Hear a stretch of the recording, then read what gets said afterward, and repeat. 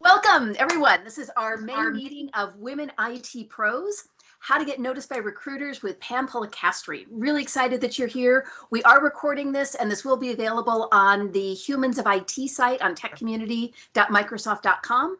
So if you don't want to be recorded, take off. Otherwise, stick around, join us, do some networking. So in the chat window, what we would like to know is who you are, what you do.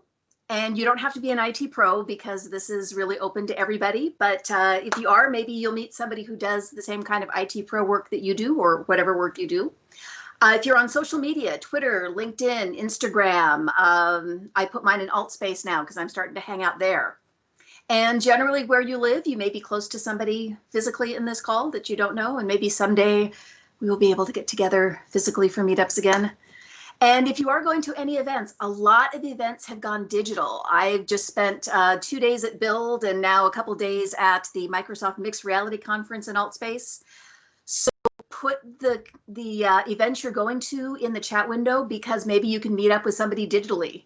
I don't know, do women go to the digital bathroom together? At least no lines, right? No lines for the bathroom. So let's see, get chatting there. Definitely encourage you to use that chat window. You can type questions in the chat window, and then periodically I may flag Pam and say, hey, you know, someone wants to know this. There may be times when it's okay to come off mute. We'll kind of see how big the group is and how the conversation flows. But we also have techcommunity.microsoft.com has a discussion forum there, so you can start up a thread if you'd like to. You can follow the link to the Women IT Pros and then just go up one level from there, and that'll get you into the general discussion forum. And we also have a LinkedIn group. You have to request access, but we approve anybody, including allies. It's not exclusive. And if you'd like to come and throw out some conversations there, we'd love to get some communication going among the Women IT Pros. Upcoming calls. The APAC call for Australia Pacific region is usually on the last Thursday of the month, which this time is after our fourth Friday call.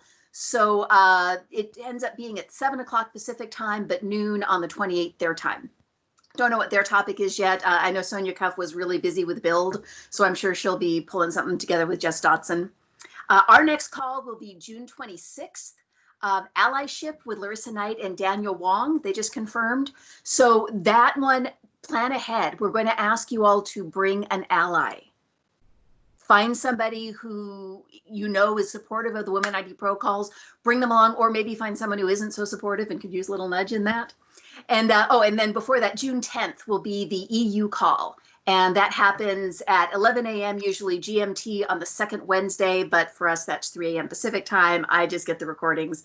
And we do tweet all the recordings. Look for hashtag Women IT Pros on Twitter and LinkedIn, and that's where you'll be able to follow the information that we've got going out there. Plug I always like to put in for the Community Mentors mobile app. This is from the Humans of IT community that Shauna Bang runs, and it is fantastic. It's a great little app, and it is a way to find a textable tribe. It's a way to find a group of people that you can connect with, accountability group, whatever you want to call it.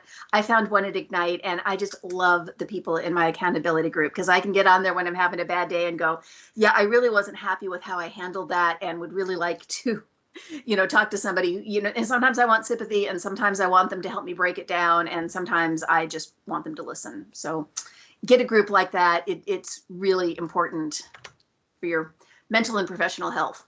And then finally, if you do need to take off early, we understand, but we have a survey. We would love for you to fill it out. Maybe go find the URL now and have it ready so you don't forget. Give us feedback. Tell us how you liked this call. Tell us what you want to see in future calls.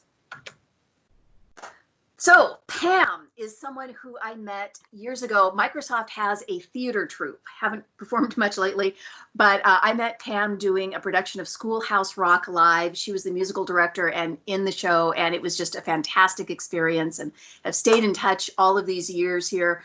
So at the time, she was managing software testers, had a great career at Microsoft, and then went through this wonderful metamorphosis into recruiting. So Pam, I'm going to turn it over to you. Let you say anything else info-wise that you'd like to say. Sure. Yay. Yeah. Yeah. My career has been pretty hybrid. The first half of it so far was in engineering, and that was wonderful. And then as I was looking to do something new, I, through the Microsoft Theater Troupe, met a recruiter who told me all of the ins and outs, and it sounded amazing. And I had a passion for that all along anyway. Microsoft had been hiring like crazy. I got to interview people all the time. They would send me to college campuses. I loved it. So it was a really natural progression for me. And so staying with my technical background, I've been a technical recruiter for the whole time. At Microsoft, at TripAdvisor, out in Boston for a little bit, and then at Expedia most recently for the last 5.5 years. So I've been hiring developers, data scientists. I had the security team most recently, so that was a whole new area to learn. And I had the IT team for about 3 years at Expedia, and talk about meeting women. That was that was a challenge. It really is. Women in IT are they're rare, and I don't want them to be. And so it was wonderful though to have that team. So yeah, so this is a presentation I put together a few years ago that I've updated to make sure everything is up to date and the instructions are relevant. So let me see if I can figure out how to. I see Ty Velasio on there. Oh my goodness! Hi, Ty. Oh my goodness! I hired Ty like 20-something years ago when I was still in engineering, and he has blossomed. His career just took off, and I'm so proud of you. I can't even tell you. That's a whole nother presentation. Oh my gosh, I'm so happy to see you right now. That's wonderful. All right, let's get started. Let's see. Share. Okay, there's the share button. Let's see. Let me try this. Let me know if you can see it. Yes, we're seeing the, yeah, there you go. That's good. Perfect. Perfect. All right. So I've learned a couple of things here and there about how to get recruiters to notice you. So I want to share those tips with you. This is pretty informal, and it's not a very long presentation, so we'll have plenty of time for questions. And if you have questions along the way, I'm happy to stop and answer them right in the moment too. So the first thing I want to talk about is LinkedIn, because a big part of this presentation is LinkedIn and what you can do to make yourself findable and visible and indicate your interest to recruiters. So I want to start by showing you a candidate that that doesn't have a whole lot going on. Is this somebody, if you were me and you were a recruiter, would you be interested in this person if you were hiring for a principal scientist? No. No? Why not? Well, there's no picture. I don't have a connection with that person. I don't know. There's not much information into their experience as well. There's hardly any information. Exactly. Funny thing about this one, this was my boyfriend. This was his profile. Oh. And as you can imagine, I gave him some feedback on it. But the thing is, Amazon found him with this profile as empty as it is, and they hired him to be a principal data scientist from this. So the lesson here is, if your LinkedIn profile is this bad and you can still get a great job, imagine what kind of job you can find if you tailor this and add information and talk about what you're looking for. Then it's the sky's the limit. A friend of mine once said, if you say you're looking for coffee, you'll get a coffee. If you say you're looking for a grande, venti chai, whatever, the more specific you can be, the more likely you're going to find the thing that you're looking for. So keywords are a big part of this, and I'm sure that's not something that's new to you, but maybe I'll give you some things to think about there. Keywords are how recruiters find you. They are we use them in Twitter, Facebook, LinkedIn, any Google, any social media site, Bing, everywhere. Keywords are everything to us because there are so many people out there, and this is how we find you. I don't recommend reinventing the wheel. If you go into LinkedIn, you can change your privacy settings so that you can look anonymously at other profiles. And that way you can look up your peers and they don't even have to know that you've been looking at their profiles. And then you can go and see, well, what are other IT people saying about, how are they describing their accomplishments? What words are they using? You can go and look at job descriptions. LinkedIn has job descriptions. Corporate websites have jobs posted. You can, if you start to see patterns of different verbiage that's being used, you can put that on your LinkedIn profile, because if recruiters are using those terms on job descriptions, then that's probably what they're looking for. And you can do the same thing with your resume as well. Put yourself in a recruiter's shoes and think, if I was trying to find somebody just like me, what would I search on first? And then make sure you're using that terminology. So, example, if I were looking for a network engineer, maybe I need somebody who knows Palo Alto, so I would make sure I'd have that. AWS or Azure, or if there are specific cloud services, or if there are APIs, or just whatever it is that you think encompass what you're working on and what's important in your job, that's probably what the recruiter's looking for. The more specific you can be, the better. And if you can include those in your job descriptions, that's more helpful than just a big blanket paragraph at the beginning or end of your resume, because that tells a recruiter like me exactly how you use the technology and not just that you know it or how much you know it. Because we can look at what you're doing with it and assess, oh, this person sounds like they're just starting to use this, or wow, that's actually really complex. Recruiters that have tech backgrounds or have dabbled in tech are able to kind of assess leveling just by understanding what you're doing, and that's really valuable to us, because that way, if we have a level 2 position and you're very senior, we'll steer you towards something more senior that's more suitable to you, and not waste your time with something that's just below where your skill set is. And then LinkedIn, on the profile, there's a place where you can add skills, and those are like built-in keywords. It doesn't mean you shouldn't have them elsewhere on your profile, but some recruiters will go in and just search on the skills. They'll just go through most recruiters at the big corporations have LinkedIn recruiter accounts, and they are like keys to the castle. We can see everything. We can search on everything. We can search on who your current employer is, who your past employer is, what skills you've chosen in this list. So make sure that you go through and have all of the skills that you have added to your LinkedIn profile. LinkedIn also has an ability to follow companies that are interesting to you, and we recruiters know that people who are following our companies are interested in our companies, and if we reach out to you, you're 3 times more likely to be willing to talk with us, especially in IT, where talent is on the scarce side. There's more demand than supply. A lot of people won't even reply to recruiters anymore because they just get pummeled by requests, and so this is a way of indicating to a recruiter, hey, I like your company. I would be interested potentially in a conversation. So this is up to date as of yesterday. If you want to follow a company, you just look for it in LinkedIn, and there's 3 little dots over here. I don't know if you can see my cursor over here. And then you just click follow.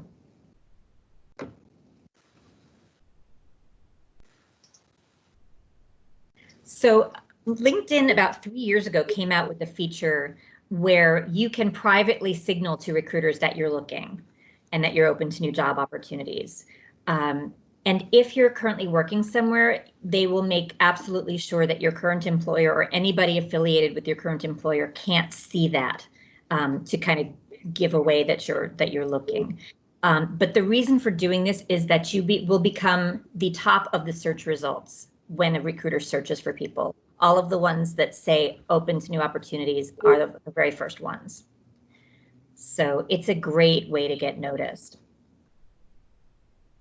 And this is how you go about doing that. If you go into the Me section and you go down to settings and privacy and then job seeking preferences, there are actually several things in here you can do. The first one's the one I'm talking about. Let recruiters know that you're open to opportunities. You can just change this from no to yes. Signal your interest to recruiters at companies you've created job alerts for. So if you've been watching for example, Microsoft IT jobs, you can flag something there that also helps recruiters find you.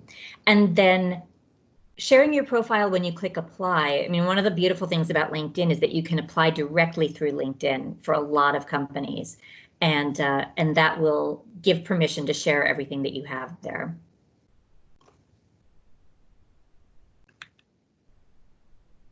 Another thing that LinkedIn has rolled out in the last few years is telling recruiters which people started applying to their positions but maybe didn't complete it.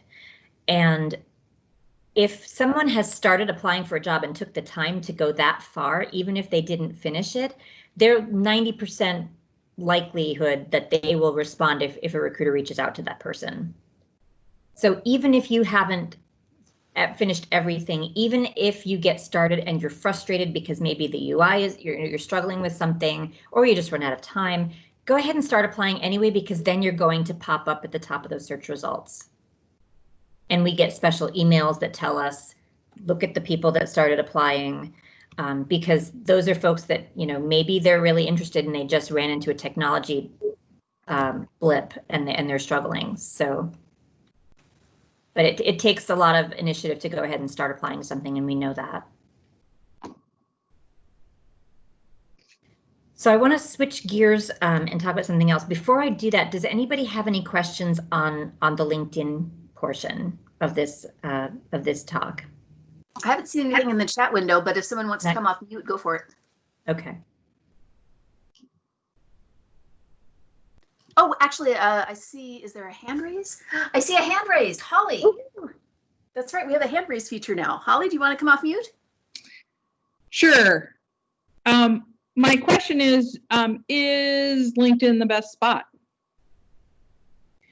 I think it is. I think it is. It's become just ubiquitous for recruiters. It's the very, if we have accounts, it is the very first place we go. If we don't have accounts, we have Boolean search expertise to be able to X-ray the LinkedIn site and get at the public profiles, even without the fancy account. So it really has become the go-to place. Makes sense. And then Priscilla asks, how can you look at people's profiles anonymously again? Why don't I share my screen after the presentation and I can show you how to do that. That's a good question.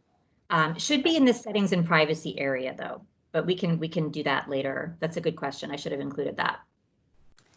And Morgan asks, for recruiters getting the apply with profile submission, how does that look regarding formatting? Does it just look like the profile? I think it does, yes. If I remember correctly from the last time I did it, that's what it looks like. It's still, I still prefer going to the company's website because I've noticed every once in a while it forgets to attach your resume, if you have a resume, that kind of thing. The best way to make sure that it goes smoothly is to go out to the corporation's site. But if you're in a hurry, if you're on your phone, you just want to dash something off, LinkedIn, it's a great way to do it. My company actually will the LinkedIn will direct you to our corporate site. And Neha says, what are some of the other ways to get to the top of recruiter searches? Like tips you just gave, apply, starters, follow, etc. Anything else? I believe the more keywords that match, the higher you'll come up in the search results. One thing that I don't know if this is so much a search results thing, but on a resume, like let's say that I'm looking for someone who has Palo Alto, networking. If they have a list of skills in the beginning and they're talking about networking and Palo Alto is the very first thing they list, That's somebody I'm going to reach out faster to than somebody who's got Palo Alto listed, but it's like the 5th or 6th one down the line. Okay. So Priority matters. Priority matters. What I tend to do is put my strongest ones first, because that means I'm going to get matched most appropriately. Good question. All right, Don't I know don't if see anything else in the chat window. Anyone else want to come off mute or raise hand? And we'll do more questions and answers later too, but I just before I go into this next section. Tammy has a question. Tammy, go for it. Hello, Pam. Hi. Hi. My question is, I wasn't sure to ask now or later, but I've been with some folks in Bermuda for 22 years. I'm an IT pro, and they had some changes. They lost a big contract a couple of years ago. It allows me to do some side work. They'll be my main client, but I'm talking about maybe 5-10 hours a week or something. I know of some different options to do it, micro jobs with Collab 365 folks and Upwork, but so they're going to remain my main client, but what's kind of the best way to present that I'm available, but for like 2 hours here, 3 hours there, because it won't be like a 6-month full-time contract, because I'm pretty well with them, maybe 60% of the time now. That's a good question. I would just maybe just have something at the top of your resume indicating that it's part-time, that you're available. Okay. And then you could just, maybe explain a little bit, but yeah, I think putting that out right away is a good idea. So that if a recruiter is looking for someone full-time, they'll know that's not right, or if someone's looking for something part-time. The same goes for remote work. Right. Most well, up until COVID-19, I should say, if a position didn't specifically say that it was open to remote work, it usually wasn't. But anything goes now. I mean, everybody's doing remote work. So in this industry, so I would say I would probably still mention it, but I don't think that it's going to be the limitation it used to be. That's what I thought. I was going to add something about freelance, but add a few extra words in there and talk about remote. I've been doing it for 20 years, so pretty used to that. But okay, that helps. Thank you. I appreciate that. You're welcome. Great. I think that's the last question, unless anyone else wants to raise their hand. All right. Well, we can come back to. Yep. You're welcome to ask me anything at any point. So this next section is about how to reach out to a recruiter to maximize the chance that the recruiter will respond to you. When we're not in a global pandemic, recruiters are usually crazy busy. I mean, I can barely check LinkedIn once a week. It's so crazy. The big companies, a lot of the IT recruiters are doing very high volume. They could have anywhere from 50 to 70 open positions. And it's just crazy. I have 200 people in my LinkedIn account that have requested to add to my network that I just haven't even gotten to. Now, the nice thing right now is that things are much slower. Recruiters, unless they're at Amazon or somewhere that is just completely on fire because of the situation right now, most recruiters now have a little more time that they can actually respond to people and reach out. So it's actually a golden opportunity right now if you're looking for something to be able to access people that usually aren't as accessible. The flip side of that is that it's probably because they don't have as many positions, but that doesn't mean that they aren't hiring. My company's in the travel industry and we've been pummeled and we're still hiring. Because there are positions that are just so business critical that we can't function without them. So it's a golden opportunity right now. So here are 3 actual, these happen to be LinkedIn emails, but this would go for Twitter or email or anything where you're reaching out to a recruiter. It's universal. You're a busy recruiter, you only have time, you've got 5 minutes, you're checking LinkedIn on your lunch break. You can reply to maybe one of these people. Which one would you reply to and why would you do it?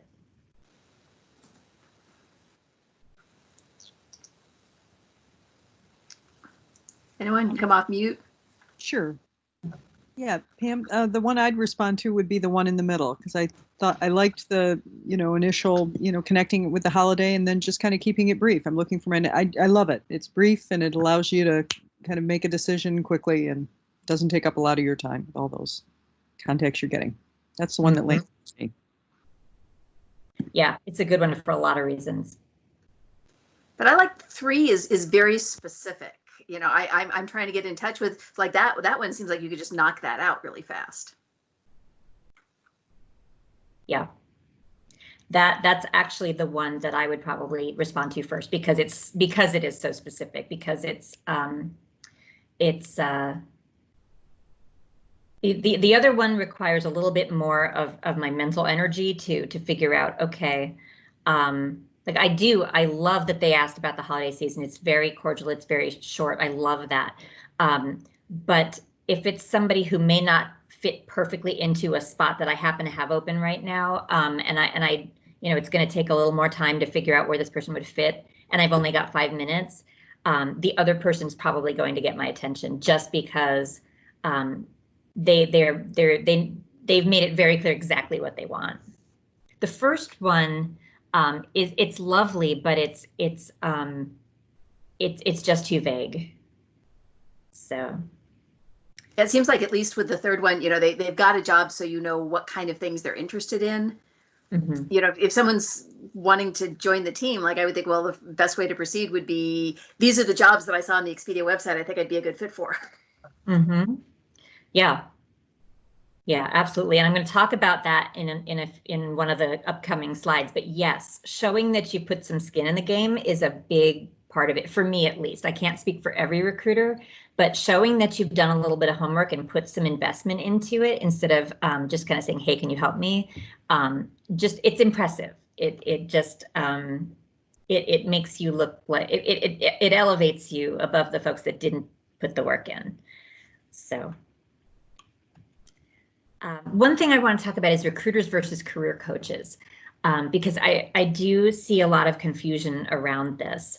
I probably get 5 people a week saying, hey, will you review my resume? Unfortunately, if I did that for everybody that wanted it, I would have to give up, hobbies, sleeping, eating. There's just, and that's only just the resumes. That doesn't count all of the other requests that come in. Recruiters, at least in corporate in-house recruiters, like I have done at Microsoft and now at Expedia Group, we have a set of open positions, and our job is to fill those positions. We might have 5 if we're an executive recruiter. We might have 75 if I've had that many before. And so we are working backwards. We've got a position and we've got to fill it. And if you reach out to me on LinkedIn and it's not about one of those positions and I'm in a hurry, I'm probably not going to respond. And it's not because I don't want to, but it's because I like eating and sleeping. Career coaches are the opposite. Career coaches are the folks that will start with you and what do you want and help you find something that fits you. There are recruiters that do both. Agency recruiters, for example, places like Volt or, oh gosh, I'm blanking on all the other, there's a million other ones. AIM Consulting is one, although that's more of you actually work as a full-time person for them.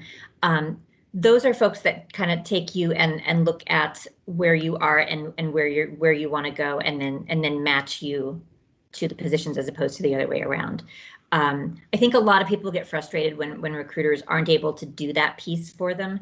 And, a lot of recruiters can, if they're in a company that isn't a crazy high volume situation, but it definitely is a challenge because it actually runs counter to what we're being evaluated on and what we're trying to accomplish. It sounds so harsh, but I just want to give you that reality. Other things you can do to increase your chances of a response. Let's say that you're looking for an IT role. Go into LinkedIn and try to figure out who the IT recruiters are for the companies that you're interested in. If you reach out to an accounting or finance recruiter, they're probably not going to reply to an IT person. But an IT recruiter has a lot of vested interest in IT, and they're much more likely to reply. You can look up in LinkedIn who posted the job, and I'll show you how to do that later. But then you can reach out to the exact recruiter that posted the job, and that plays back into what I was telling you about having that ownership of the positions and getting into the right ones. Let's see. I think the third bullet is actually kind of the same as the first bullet. Okay, we'll skip that. If you are recently a graduate, or if you're still in school, your university likely has a career center. Even if you've been out of college for years and years, you can leverage your school's career center. And those are great because most of the larger companies are looking, have separate teams that work on campus recruiting.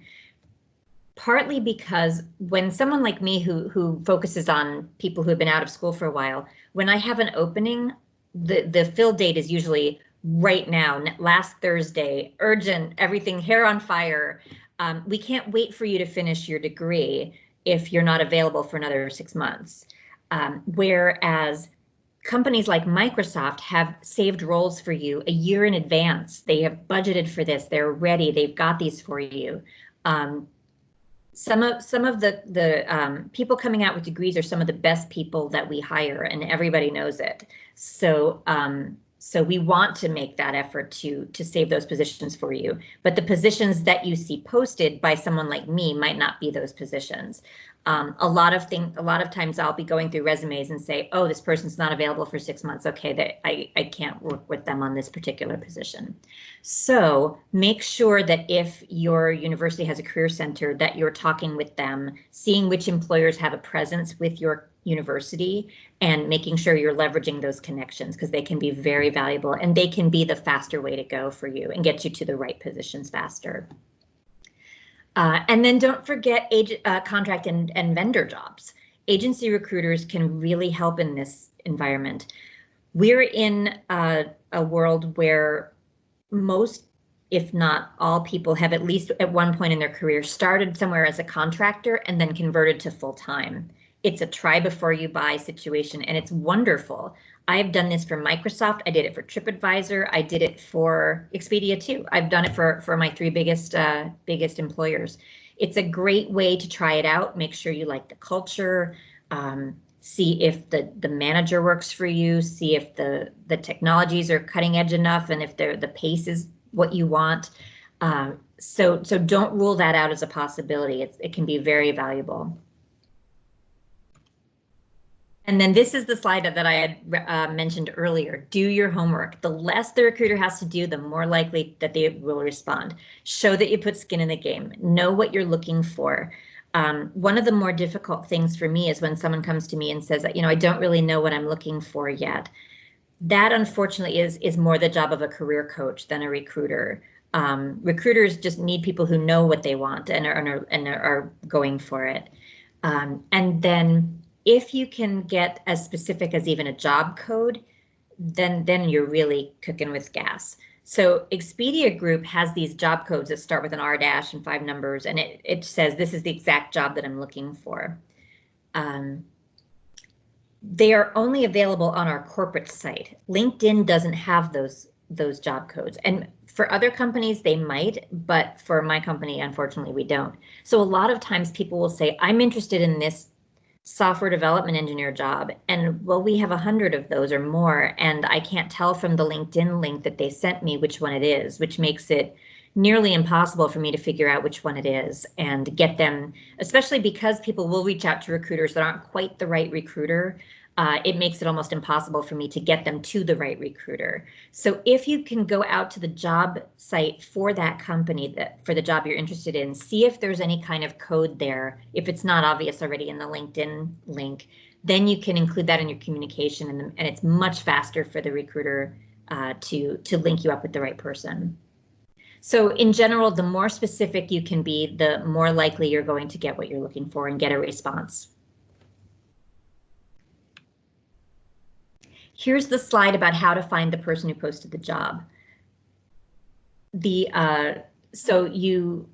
is a list of positions I've searched on Expedia AI, and here's a position, software development engineer 1 in AI, and there I am because it's my post. When I post the job, there's a little code that says it's me that LinkedIn scrapes and puts up there. And so that way you know that I'm the person to reach out to. Now, if something doesn't seem right, then it probably isn't that person. There are times when maybe a recruiter forgets to put the code in, or something's wrong. If the recruiter that's showing doesn't make any sense for the position, like let's say that I'm an HR recruiter or a finance recruiter, and this is an AI job, probably what's happening is LinkedIn has gone to a default recruiter. Every company's got a default recruiter. Ours is some poor guy named Bradley out in London who probably has no idea why people are reaching out to him for certain things. So poor Bradley. But this one is correct, and this is what it looks like when it's correct. So, but it's worth clicking on the recruiter and saying, oh, okay, this person does sound like it's the right one for this position. And we had a couple questions in the chat window. I don't know if you want to take them now or if you want to wait until we get to another break point. I think we're close to the end. Let's hang on to them for just 1 second. I think we only have a couple more slides, but let me make sure. We talked about being brief and enthusiastic, keeping your message short. Absolutely, it helps. And again, the showing that you've done some research, people do that for job interviews, do that for the initial reaching out as well. I know that Expedia cares about fraud prevention because people like free trips, and that's why I would want to be on your fraud team, that kind of thing. If you can personalize it, the more the better. Even if it's just something that shows that you read that recruiter's LinkedIn profile and learned something from it and referenced that. Somebody did that recently for me and I was just blown away by it.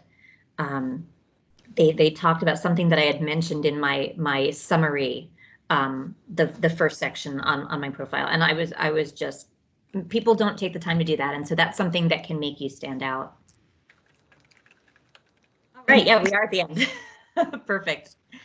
Okay.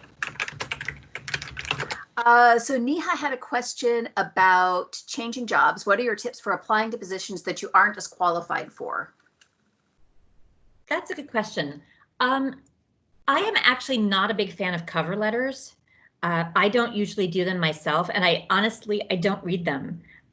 But some recruiters do. And the cover letter is a great opportunity to explain why you think you're a fit for the job, even if it may not be immediately obvious. But the best thing you can do is tailor your resume to the job to make it understandable to a recruiter reading it why you are right for this job.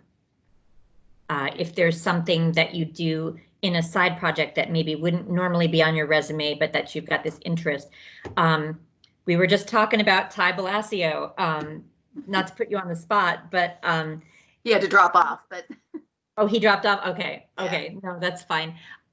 He was actually in construction. He helped build Benaroya Hall. He was like a foreman in construction, and but he was a closet nerd, and he had built NT Server at home for fun, and so he made it clear to a friend who then told me about him that, no, he had never done this professionally a day in his life, but he had this passion and this skill, and we ended up hiring him. And Microsoft, I mean, I think he's still at Microsoft 20-something years later, and he's like a group program manager or something. So it doesn't even have to be something professional that jumps out. It has to be, but it has to make sense. There has to be a story there. So the same thing goes for time off. It used to be this big taboo that if you had a break in your career, that there was something wrong with you. It's not true. Nobody thinks that anymore. People take sabbaticals just because they want to. People take sabbaticals to care for ill family members. People follow passions. People just need a break. People do travel things. It's not a knock against you anymore. The way maybe it was 10 years ago or 15 years ago, especially if you can tell the story. If you can just say, like I'll see resumes that just say caring for ill family member, and I'll just say, okay, got it, totally understand. Moving to the next section. So don't let that bother you. And just to follow up with that one, Sheila was curious. She says, Pam, when you say blown away, I'm intrigued. It landed so powerfully because it happened so rarely, or was something about the communication was so significant? Because it's so rare. It is so rare. Unfortunately, a lot of people, especially a lot of younger people coming out of college who just haven't really learned how to do this yet, kind of some of their messages read like, I want you to do all the work for me. Hi, I'm here. What do you have? And it's off-putting. I know that in some industries, like especially for software development engineers, there's kind of this, there's sort of they're used to kind of being, the cat's meow, and it's all about me, but the reality is you still have to, we get hundreds and hundreds and hundreds of applicants, and you still want to, for software development engineers, I mean, for IT, it's not the same way, but you still want to make an employer feel like you're excited about them, and approaching it as, hey, I just graduated, what do you have for me? It doesn't feel good to read that. So there are people who definitely do a lot of the, I'm interested in this specific job. I'm interested in your company because of this, but for somebody to actually go read my profile and pick something out of it that there's no way they could have known about me without having read my profile blew my mind, because nobody takes the time to do that. Okay. And then Holly was asking, I'm interested in how to handle a change when I'm celebrating my 20-year anniversary this year. Tips, suggestions, etc. Congratulations. Oh my gosh. Are you talking about changing companies, changing roles? What kind of change are you envisioning? And Holly, if you want to come off mute, that's fine. Or you can type.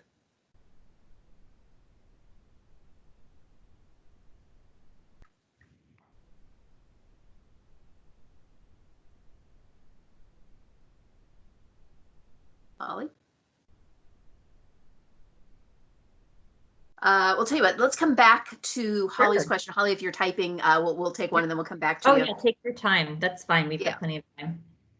Sunita says, how do we approach our LinkedIn profiles if we have 2 to 3 different jobs we're interested in? Very vastly different keywords, things recruiters are looking for. For example, a data science role and a program manager role. I would state in the summary that you're interested in both paths, and talk about what in your background makes you qualified for both of them, because there are data science teams that need program managers. Like, for example, there might be some hybrid thing that, or it's heavier on one than the other, but it needs both. There are so many managers that are looking for the purple squirrel, is what we call it. There are so many managers that open up a position that really ought to be 2 or 3 positions, because what they're looking for is just almost unfair. And if you have that kind of dual skill set, wow, I mean, that's pretty neat. So, but I would state what you're looking for, and just state right out of the gate that you like both of these paths, and that this is the set of things that you want to pursue. Okay, great. Holly, were you able to come back? Maybe got pulled away there. And I just wanted to mention in the chat window, I did put a link. Our April call was with Laura Popping from Plum Coaching and Consulting. So she is a job coach. And the recording is available if you go to WITPRO's US April APR 2020, the link's in the chat window. You can go back and listen to her call about LinkedIn and more about what Plum does in that kind of a job search help. So don't put it on the recruiters, because they're trying to fill, my gosh, that's a lot of 50 to 70 open positions, you said? Some of them. When I was at Microsoft working on Windows, I had upwards of 70, 75 recs at a time. With Expedia, we try to keep it a lot lower. Having had the security team, and every position is so different. When you have 75 recs, maybe 25 of them are all almost the same, then it's a little bit easier to work with that. Whereas, if you've got a senior architect who's doing application security, and then you've got a fraud analyst over here, like they're just, the positions are also different. You can't do that. So you have to have fewer of them. So it really depends on what you're doing. So I had a quick question. I was wondering, I know you mentioned, they have to be good fits, and I was wondering, like, to what extent do they have to be good fits? Is it like, okay, this is someone who's more or less good, let's pass them off to the actual team to decide, or is it like a really close, multiple matchings and then you pass it off? It completely depends on the position. So for example, I had an entry-level position with, I think I had 400 people applying. So the first thing I did was rule out anybody who wasn't already in the Seattle area, just because for that particular position, and because we're in the middle of COVID-19 and in a travel company and money is a little tight right now, I didn't want to have to pay for relocation for an entry-level person. But this was only because it happened to be a very common position. There are other entry-level positions where we would absolutely pay for relocation, especially in IT, because there's such niche things going on there. I just lost my train of thought. Where was I going with this? Oh dear, somebody needs more coffee. Happy help. Where was I going with this? Yeah,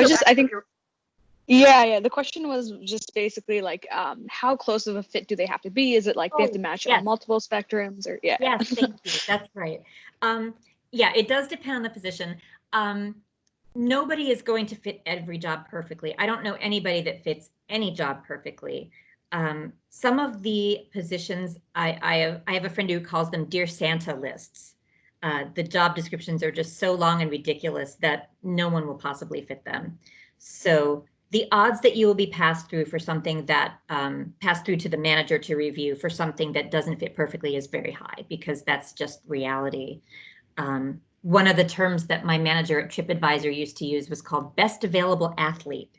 So what he meant by that was, maybe your expertise is more on the security side of IT than it is the the web services side or something like that.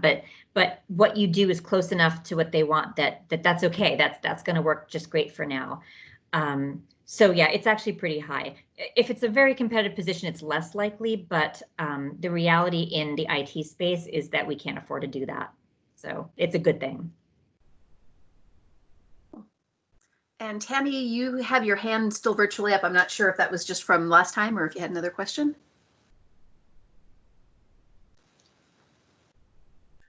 Sorry, was it on all this time? Yeah, it's a toggle. Sorry, it's fine. I'm looking for that hand. I'm happy to see it there, but I didn't realize I had to click it off. Sorry. It's all good. I do that too. Well, I wanted to ask a question about resume formats. Like, Sure. Do you have a particular, are there any like pet peeves about the resume? Is it better to just put all the stuff in LinkedIn and let LinkedIn generate the resume? Should you use the Microsoft Word templates or not? Honestly, I like Word templates and PDFs the best. What happens with LinkedIn, unless you copy your resume directly, is that not everything's going to be on there. I actually recommend using LinkedIn as almost a supplement to your resume, because it's more of an opportunity to tell that story about yourself and to fill in the gaps. Like, I took a gap and went to France. It was the trip of a lifetime. I'd always wanted to do it. I didn't get to do a study abroad in college or anything like that.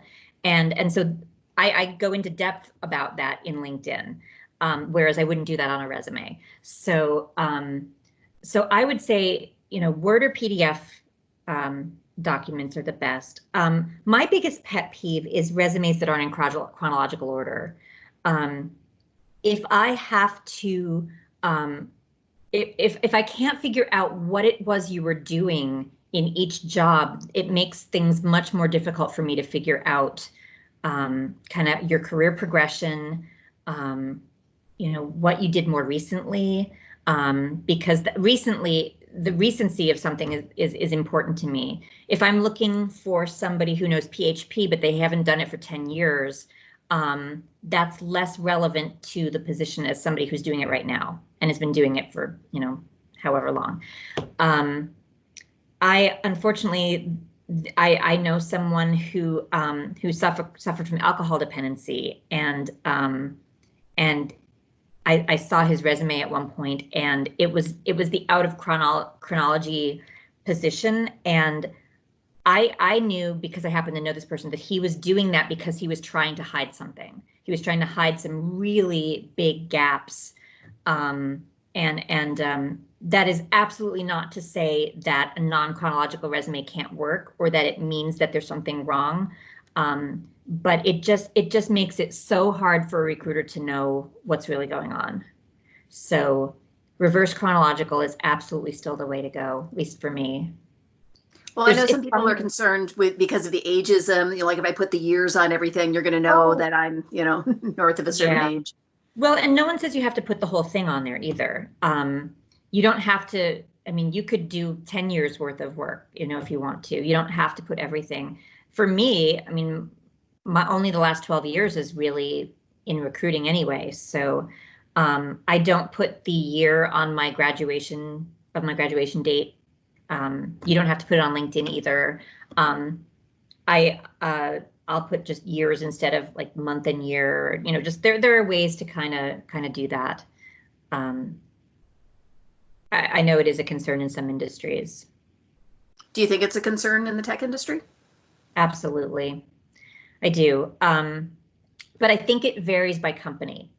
I think that some of the, especially in the Seattle area, some of the bigger companies are more of an issue.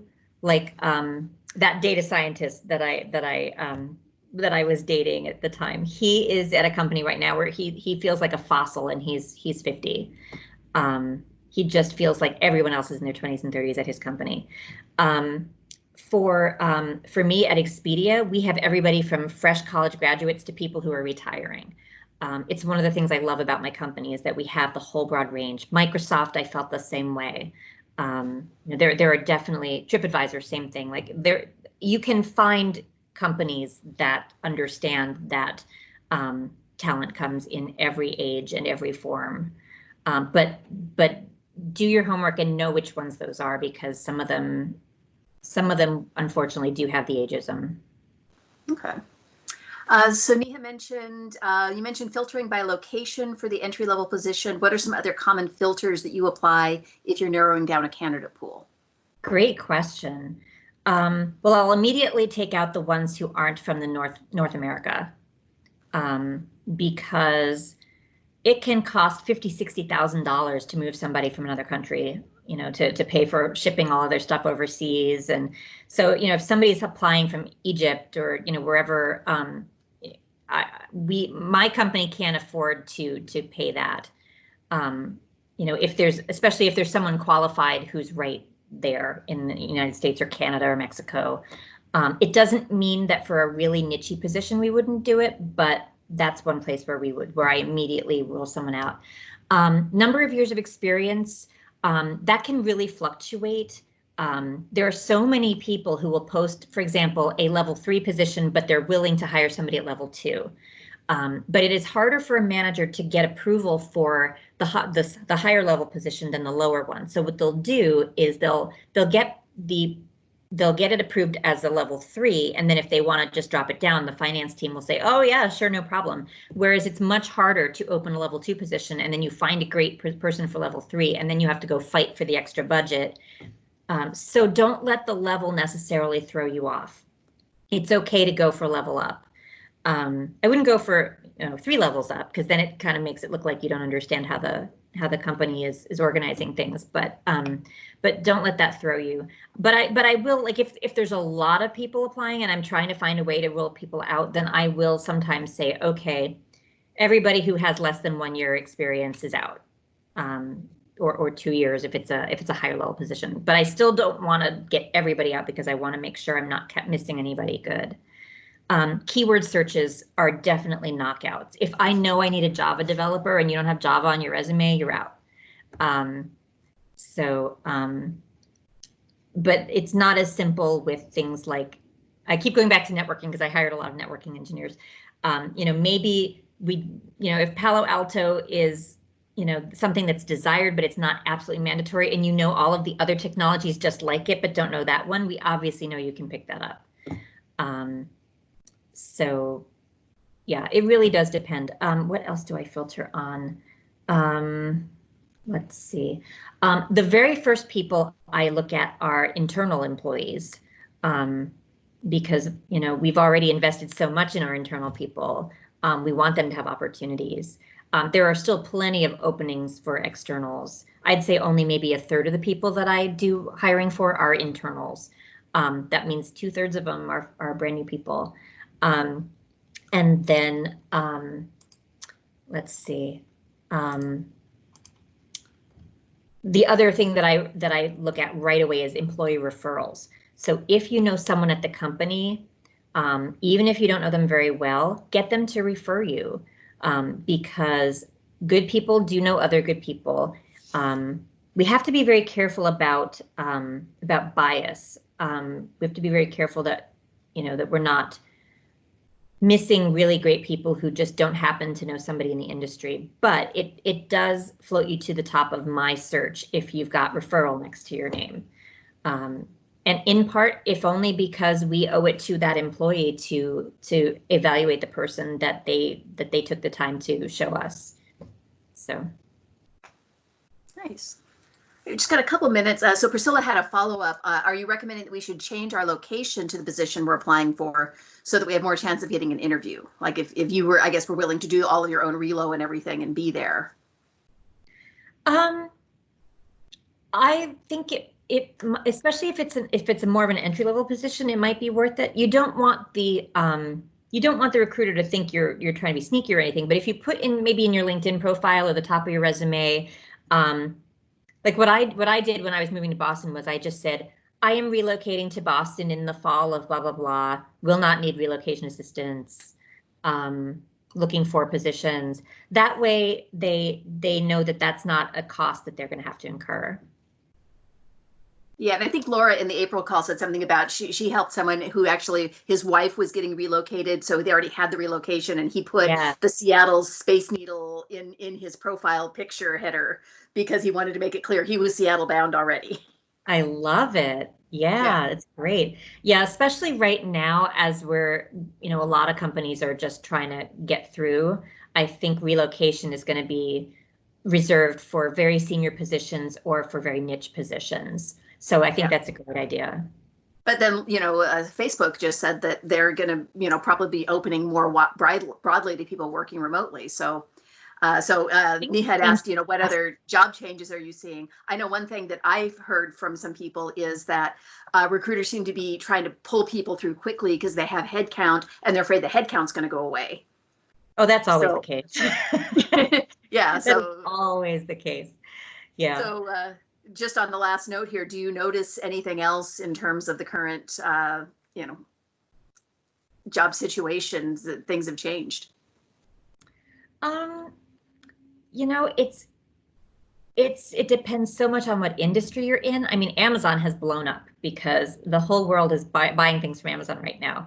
My understanding is that Facebook is really heated up right now because everybody's on Facebook, you know, putting their crazy memes and pictures of their cats. And the more cats, the better. So, you know, I had a bad day this week and said, everybody post pictures of your pets. And I got a bunch of them. It was amazing. Let's see, you know, companies that are doing things that are absolutely necessary right now are on fire. And companies that are finding that working from home works well are going to be more open to remote work as we go. Because after a year or so of this, you know, I think we're proving that it can be done and that we can be productive. My company, I'm so fortunate, is in a good place financially because we got some really great investment money put into us, but it's going to be a while before we really, you know, before travel heats up again and things really blossom, and that's okay. We'll be there on the other side, but it's something to think about in your job search to say, you know, who's really going crazy right now. All right. Well, thank you very much. It's all the time that we have. I think there may have been another question or two in the chat window, so maybe we can grab those afterwards. But Yeah, I'm going to say thank you, thank you, thank you. This was great. And thank you, everybody, for coming. We love having you here. It's just great for us to all connect. So I hope you can make it. Remember, June 26th, Friday, is going to be our allyship call. So find an ally, bring an ally. And with that, I'm going to stop the recording. All right. Thank you for having me. Oh, wonderful, wonderful, wonderful. Yeah, lots of things that I've been wondering about. Oh, good.